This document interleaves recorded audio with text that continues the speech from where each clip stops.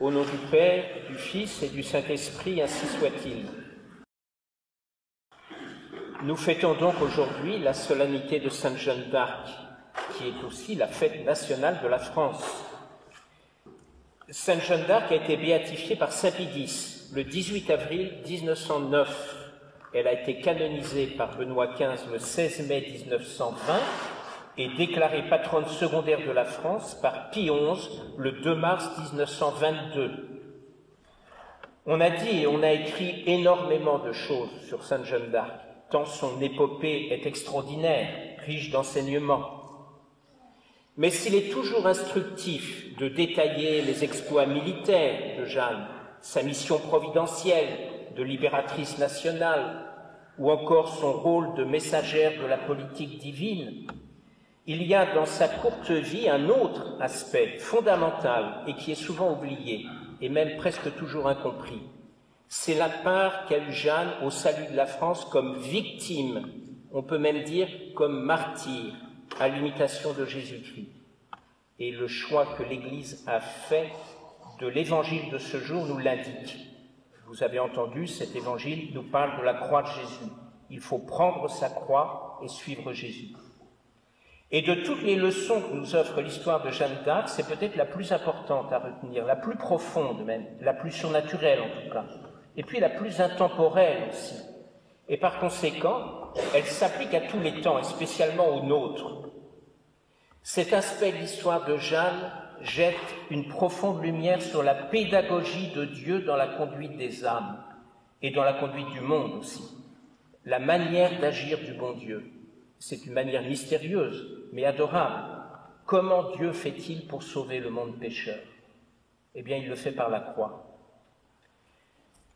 À certaines occasions, spécialement dans les périodes dramatiques, Dieu prend lui-même en main sa propre cause, si l'on peut dire. Il se donne un instrument de son choix pour accomplir ses desseins. Et cet instrument, formé par le bon Dieu, est toujours saint. Mais comme c'est sa propre puissance que Dieu veut faire éclater, on doit dire aussi que cet instrument est presque toujours faible. C'est le cas justement de Sainte Jeanne d'Arc, une jeune fille illettrée de 17 ans, et quand elle a commencé à avoir ses voix, elle était bien plus jeune, qui va devenir chef de guerre et qui va délivrer tout un pays, et qui va même donner des leçons de stratégie et de tactique militaire à ceux dont c'était le métier. Ça a été aussi le cas de Saint Paul. Saint Paul était le persécuteur de notre Seigneur Jésus-Christ, c'est lui que notre Seigneur a choisi. Ou encore de Sainte Bernadette, des Pastoureaux de Fatima. Enfin, il y a de nombreux exemples qu'on pourrait prendre dans l'histoire. Et quoi qu'il en soit des desseins que Dieu poursuit dans ses interventions spéciales de sa providence, il y a un principe fondamental qui revient toujours.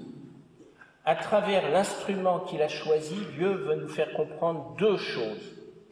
La première, c'est que c'est la sainteté qui élève les nations et que c'est le péché qui rend les peuples misérables.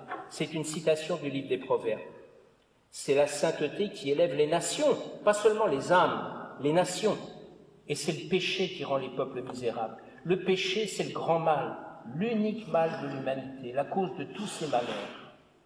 Et puis le deuxième élément, la deuxième chose, le deuxième principe que le bon Dieu veut nous faire comprendre, c'est que le grand remède, l'unique remède, c'est la croix de Jésus. Et c'est pour ça que tout ce qui vient de Dieu porte l'empreinte de sa croix. L'œuvre de Dieu est nécessairement marquée du sceau de la souffrance rédemptrice. Saint Paul l'a écrit dans l'Épître aux Hébreux, « Sine sanguinis effusione, non fit remissio » Sans effusion de sang, il n'y a pas de rémission.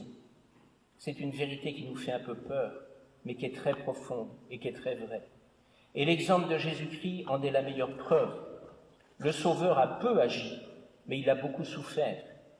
L'Évangile est très concis sur sa vie, mais il est très prolixe sur sa passion, son procès, sa mort. Ça représente à peu près le tiers de l'Évangile, alors que ça tient en 2 jours. Toute la vie de notre Seigneur est orientée vers le calvaire. Sa grandeur, ce fut de souffrir et de mourir. C'est par sa mort qu'il a sauvé et vivifié le monde. Jésus a voulu nous montrer que c'est par sa croix, par la croix qu'on sauve le monde. Alors nous avons beaucoup de mal à comprendre ça. C'est une vérité qui nous fait peur et il faut que le bon Dieu nous la rappelle souvent.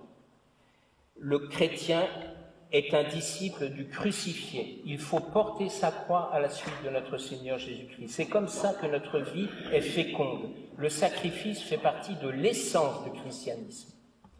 Et c'est pour cela que dans la balance divine, pour le salut d'un peuple, une âme qui embrasse la croix, un martyr, pèse plus qu'un héros. C'est encore l'Écriture qui nous le dit, le livre des Proverbes toujours. Celui qui pâtit, qui souffre, vaut mieux qu'un héros, et celui qui domine son âme vaut mieux que le guerrier qui conquiert des villes. Eh bien, c'est précisément le cas de Sainte Jeanne d'Arc. Pourtant, si quelqu'un a été une héroïne, c'est bien elle, mais elle est encore une amie de la croix de Jésus. Et de fait, quand on regarde la vie de Sainte Jeanne d'Arc, vous la connaissez un petit peu, vous voyez que la croix, le sacrifice sont partout présents dans cette vie. Elle a fidèlement porté sa croix tous les jours, jusqu'au sacrifice suprême du bûcher de Rouen. Et sa mission, même sa mission politique, perdrait tout son sens. Elle deviendrait même incompréhensible si on la séparait de la croix et du bûcher de Rouen. La grande œuvre de Jeanne est surnaturelle, bien plus que militaire ou politique. Ou plutôt, elle n'est militaire et politique que parce qu'elle est d'abord surnaturelle. Et c'est une chose qu'on oublie. Et cette mission surnaturelle est indissociable de la croix. Par obéissance à Dieu, Jeanne a accepté d'être une victime immolée pour le salut de la France. Tout tient dans ses mots. Et c'est pour cela que la vie de Sainte Jeanne d'Arc ressemble tant à la vie de notre Seigneur Jésus-Christ. Elle reproduit presque trait pour trait la vie de Jésus-Christ. On peut dire que, comme Jésus, elle marche vers son heure. Vous savez que c'est l'expression que notre Seigneur emploie quand il parle de sa passion, l'heure de son supplice. Alors, Sainte Jeanne d'Arc ne connaît pas d'avance toutes les cruelles circonstances de ce supplice. Mais elle suit ses voies, elle suit la volonté de Dieu. Et toute proportion gardée, on pourrait dire d'elle ce que saint Paul dit de Jésus, « Facta obediens usque ad mortem, mortem autem crucis ». Pour elle, bien sûr, ça n'a pas été la crucifixion, ça a été le bûcher, mais c'est une croix terrible. Et c'est d'ailleurs ce qu'elle confessera elle-même sur le bûcher. Avant d'expirer en criant « Jésus », elle dira ceci, « Les voix que j'ai eues étaient de Dieu, tout ce que j'ai fait, tout, je l'ai fait par le commandement de Dieu. » Alors reprenons le fil de la vie de Sainte Jeanne d'Arc très rapidement à la lumière de ces considérations. Dès le début, même si elle ne connaît pas encore sa destinée finale, Jeanne marche vers son calvaire. Jusqu'à 17 ans, à l'exemple de notre Seigneur, sa vie est humble et cachée. Oui, c'est le premier parallèle. Elle est soumise à ses parents, tout comme Jésus. À partir de sa 12e année, tout en continuant les humbles tâches de sa vie obscure, et dans le secret, elle vit un commerce constant avec l'archange Saint Michel, et puis avec les 2 saintes que Dieu lui donne pour conseillère et pour assistante. 12 ans, rappelez-vous, c'est l'âge où Jésus, retrouvé par ses parents dans le temple au milieu des docteurs, leur déclare « Ne saviez-vous pas que je dois être aux affaires de mon Père ?» Eh bien, Jeanne aussi, à partir de 12 ans, est tout entière aux affaires de son Dieu. Il n'y a plus que ça qui compte. Et remarquez que les 2 saintes que Dieu lui a données pour la former, Sainte Catherine et Sainte Marguerite, sont 2 vierges martyres. On rapporte que Sainte Catherine, qu'elle tint tête hardiment et confondit toute une assemblée de savants apostats avant d'être condamnée à être déchirée par des roues d'Anglais et finalement décapitée. Quant à Sainte Marguerite, elle a été décapitée, elle aussi, à l'âge de 16 ans, pratiquement l'âge que Sainte Jeanne d'Arc sera un petit peu plus vieille, elle aura 3 ans de plus au moment du bûcher. Et ce que ces saintes annoncent à Sainte Jeanne d'Arc, c'est une mission redoutable, pleine de renoncement, de souffrance, qui va l'arracher à tout ce qu'elle aime, sa famille, sa maison, sa vie cachée, avec, pour toute récompense finale, la promesse de la conduire en paradis. Alors continuons. Jeanne consent à l'appel du bon Dieu, et alors l'école de la douleur commence aussitôt. Elle doit se battre pour convaincre ceux qui doutent d'elle. Elle est méprisée comme une visionnaire, repoussée comme une intrigante, exorcisée même comme une démoniaque. Et quand elle obtint enfin d'être conduite auprès du roi, c'est pour y rencontrer de nouvelles épreuves.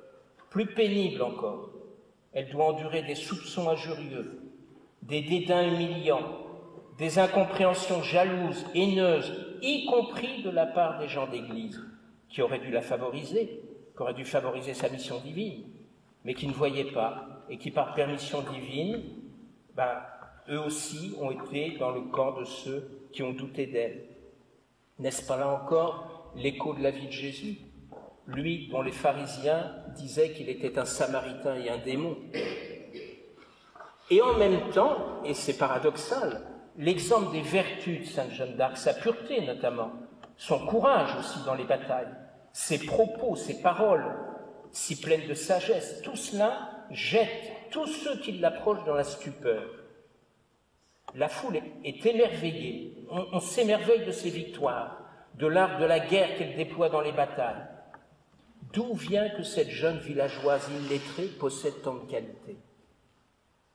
On ne comprend pas, on s'étonne, on s'émerveille. Et là encore, c'est un reflet de celui dont les Juifs disaient « N'est-il pas le fils d'un artisan ?» D'où vient qu'il parle avec une telle autorité, qu'il fasse de tant de miracles? Autour de Jeanne, il y a même des scènes qui sont quasiment des scènes d'évangile. Les foules se pressent, on veut la voir, on veut toucher ses vêtements. Les pauvres, notamment, la vénèrent parce qu'elle est l'amie des pauvres, des indigents. On croit reconnaître Jésus. Mais Jeanne doit acheter par ses souffrances les victoires de son armée. La délivrance des villes, d'Orléans, de toutes les autres villes, le triomphe du sacre de Reims, surtout tout ça, ça se paye. Et ça se paye dans le sang. Elle est plusieurs fois blessée. Elle souffre dans son corps et dans son âme surtout. D'ailleurs, on la voit souvent pleurer. Elle pleure sur les âmes qui se perdent, sur tous ceux qui maltraitent notre Seigneur, qui l'oublient. Sans cesse, le ciel lui fait sentir que ce n'est pas elle qui agit, mais Dieu qui agit par elle. Elle réalise ce que dit saint Paul, « Ma force n'est pas de moi, mais de Dieu, c'est quand je suis faible que je suis fort. » Et puis, bien sûr, c'est surtout après le sacre de Reims que Jeanne va consommer son sacrifice et mettre la dernière main à sa mission. Mais c'est la phase la plus importante. Comme Jésus, elle achève sa vie par une douloureuse passion. Et à partir de ce moment-là, ses voix se font de plus en plus silencieuses. Quand Jeanne volait de victoire en victoire, Dieu la conduisait par le bras d'une certaine manière. Alors que quand elle s'achemine vers le bûcher, Dieu se cache, se tait et semble lui retirer son concours. Comment ne pas penser à notre Seigneur qui criait de l'haut de la croix « Mon Dieu, pourquoi m'avez-vous abandonné ?» En août 1429, Jeanne marche sur Paris, mais pour la première fois, malgré un plan de bataille très bien conçu, la victoire ne lui obéit pas. Elle est blessée sous les murs de la cité, elle voudrait y mourir, mais la mort ne veut pas d'elle. Ses adversaires triomphent, ses amis doutent, n'osent plus se prononcer en sa faveur, comme les apôtres eux-mêmes, témoins de tant de miracles. Eh bien, ils ont pourtant abandonné, renié leur maître, quand vint l'heure des méchants et la puissance des ténèbres, comme dit saint Luc. Leurs convictions ont péri avec leurs espérances. Eh bien, Jeanne de même voit en un instant toute sa gloire passée s'effacer aux yeux des hommes. Le caractère surnaturel de ces expéditions les plus merveilleuses est oublié. Même le roi l'oublie et l'abandonne. Et Jeanne, abandonnée par les siens, trahie et capturée à Compiègne le 23 mai 1430, elle est vendue à l'ennemi comme son divin maître. La prison s'ouvre pour elle, une prison affreuse où l'attendent des pièges, des supplices et des perfidies ignobles, des choses même qui sont irracontables. Elle a dû souffrir dans sa pureté, dans sa délicatesse, des choses incroyables. Et pour la juger, un tribunal est érigé par la haine. Un évêque cochon, nouveau caïphe, le préside. Là encore, on croit reconnaître notre Seigneur. Aux voix du ciel qui la rassurent, on lui oppose la voix de l'Église, ou plutôt la voix prétendue de l'Église, évidemment, car les juges qui l'interrogent, bien qu'ils soient hommes d'Église, ne représentent pas la véritable Église. L'Église parlera plus tard, elle réhabilitera Jeanne, mais pour l'heure, c'est le temps de la puissance des ténèbres et de la confusion.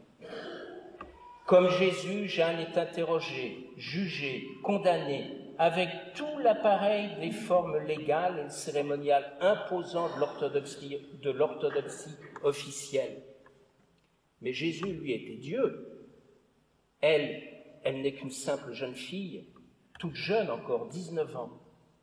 Alors si l'homme-dieu a frémi, s'il a sué une sueur de sang, s'il a eu besoin d'un ange pour le soutenir, s'il a demandé que le calice de la douleur passât loin de lui, comment s'étonner du trouble de Jeanne, de ses craintes, de ses larmes, de ses hésitations passagères même.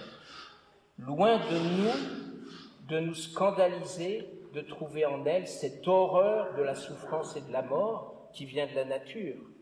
Au contraire, nous admirons la marque d'une vraie sensibilité qui donne plus de prix à son sacrifice, à sa résignation. Le chrétien n'est pas un stoïcien. Il sent vivement la douleur et il avoue qu'elle est un mal. Il ne va pas au-devant d'elle, il l'accepte quand elle est là, sans doute. Mais il n'est pas insensible.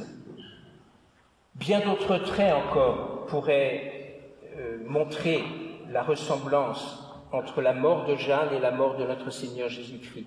Au pied de son bûcher, elle s'attendrit sur Rouen, comme Jésus sur Jérusalem. Elle prédit et déplore la perte de son juge, comme Jésus a fait pour Judas. Elle pardonne à ses bourreaux, comme notre Seigneur.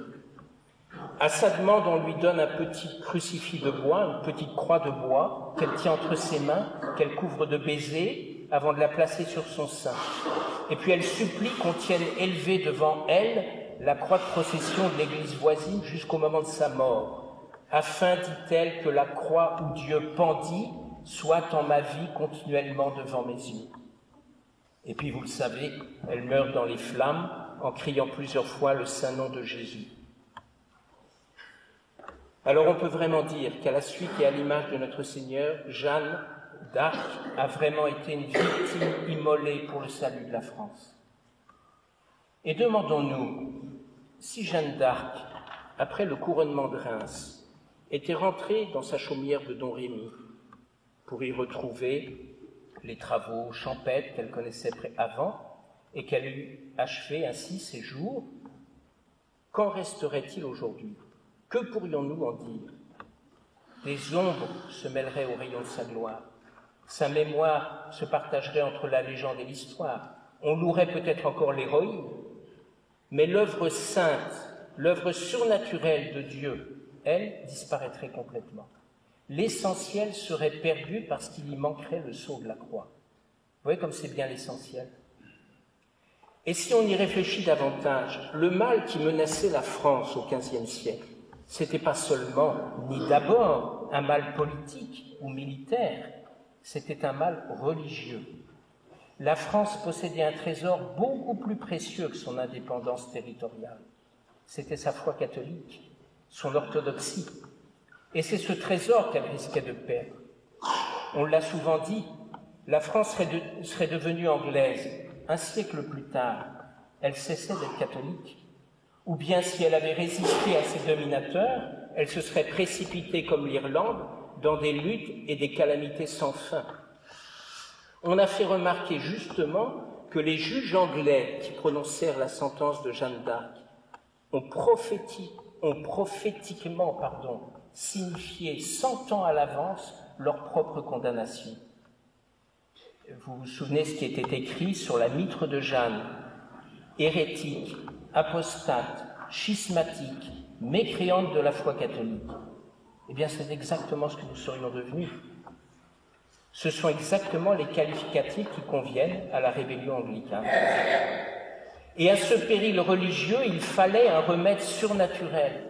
Quand la religion du divin crucifié est en cause, les prodiges de valeur ne suffisent pas. Il faut des prodiges de douleur, il faut la croix. Et voilà la leçon qu'il nous faut retenir. Vous voyez comme elle est d'ailleurs d'une brûlante actualité. La foi catholique est aujourd'hui en péril de mort. L'apostasie est universelle. Ça n'est plus seulement la France qui est menacée, c'est l'univers, c'est l'Église elle-même. Alors pour conjurer ce mal, il faut des prodiges de prière et de sacrifice. C'est ce que Dieu nous dit à travers la pucelle d'Orléans. Un dernier petit mot, il ne faut pas que la croix nous fasse peur. N'ayons pas peur de la croix. Dieu d'ailleurs ne nous demande pas des sacrifices au-dessus de nos forces. Les croix qu'il nous demande de porter, qu'il nous donne à porter, il les porte avec nous. Il donne à chacun selon ce que sa providence a prévu et il donne en même temps les grâces. Donc ne nous faisons pas une fausse idée de la croix. La croix n'est pas synonyme de vie effrayante, morose, misérable, triste, déprimée. Ça, c'est l'image caricaturale que colportent les ennemis de Jésus-Christ qui veulent nous faire croire que les chrétiens sont des gens qui ont une mentalité d'esclaves ou de chiens battus, une mentalité doloriste, pleurnichard, des gens qui portent la croix sans cesse. Mais non, pas du tout. C'est pas l'esprit de Sainte Jeanne d'Arc, vous le voyez bien, c'est même tout le contraire. Sainte Jeanne d'Arc a été hardie dans les batailles, elle a été hardie devant ses juges, elle a été hardie pour porter la croix, tout en restant très humaine, très sensible et joyeuse, espiègle même parfois, jusque devant ses juges. La croix n'est pas l'étendard des vaincus, c'est l'étendard des vainqueurs, comme le proclame notre Seigneur dans l'Apocalypse. Vincenti, à celui qui aura su vaincre, je donnerai de siéger avec moi sur mon trône, comme j'ai été moi-même vainqueur et que je suis allé siéger avec mon Père sur son trône. Alors, mesdemoiselles qui allez faire votre communion solennelle, maintenant, à l'instant, vous allez renouveler les promesses de votre baptême, vous allez professer publiquement votre foi. Imitez Sainte Jeanne d'Arc.